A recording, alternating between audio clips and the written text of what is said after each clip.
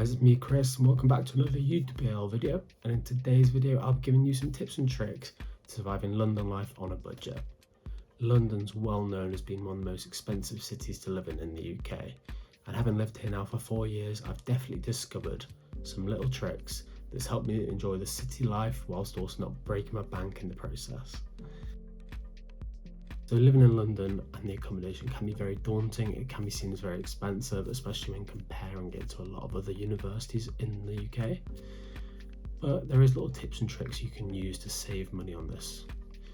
So a little tip and trick I've found was not living in the place where your campus is. So mine's in Ealing, and I lived in Ealing in second year, and it was quite expensive. So I decided for my final year to move actually out of Ealing and live nearby on a connecting tube line, but somewhere which ultimately ended up saving me £200 in the process per month, which is a lot of money. Number 2 is something you can do when you're really settled into London life, and that is socialising with some new friends that you've met at university. So a lot of people usually, especially when they live outside London, their main port of call for this is drinking, partying, nightclubs, but that can be extremely expensive down in London. So there's alternatives. So these include things like going to the parks, whether that be Hyde Park, Primrose Hill, Hampstead Heath. 3 are some of the most beautiful places in London. Or even going to the markets. There's so many markets now. Camden, Borough, Spitalfields Market. That's 3 off the top of my head. Or you could also go to some of the free museums you've got around, whether that be the Tate Modern, the British Museum, or many others. There's a lot of opportunities here to really get outside of that drinking sphere and socialising in nightclubs and really doing some meaningful, fun activities with your friends. Something which is really big in the student culture is takeaways. So in first year myself, I bought way too many takeaways and I was not proud of it, with it sometimes costing between £20-30 per meal that I was getting a takeaway for. And comparing that to now, when my weekly shop is actually between £30 and £40, it's crazy to think about. If you do really want that takeaway though, that's fine, get the takeaway. But maybe make sure you pick it up in person rather than getting delivered.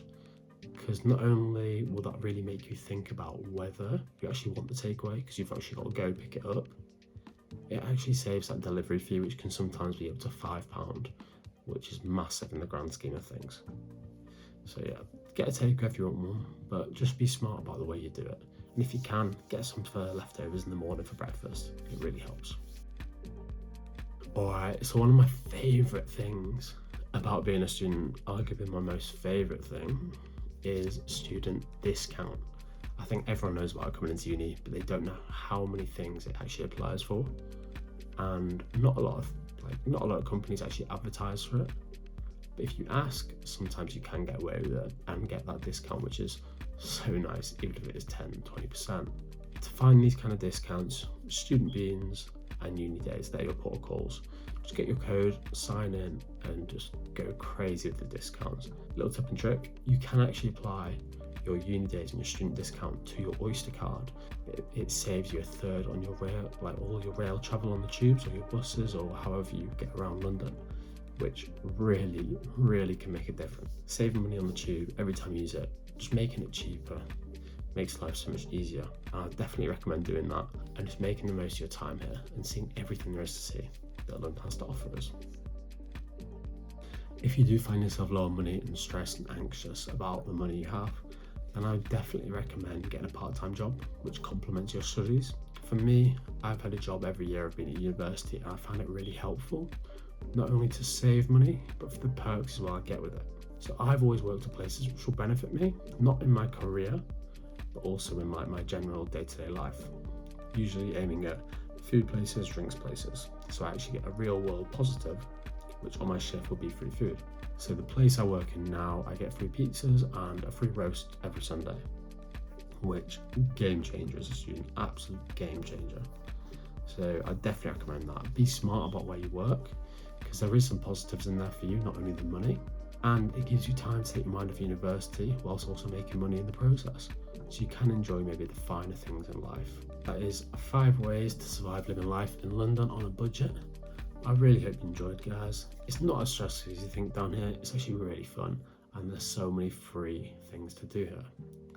You'll have a really good time here, and you'll enjoy it so much, honestly. Yeah, I hope you enjoyed. I'll see you next time for another UWL vlog. Peace.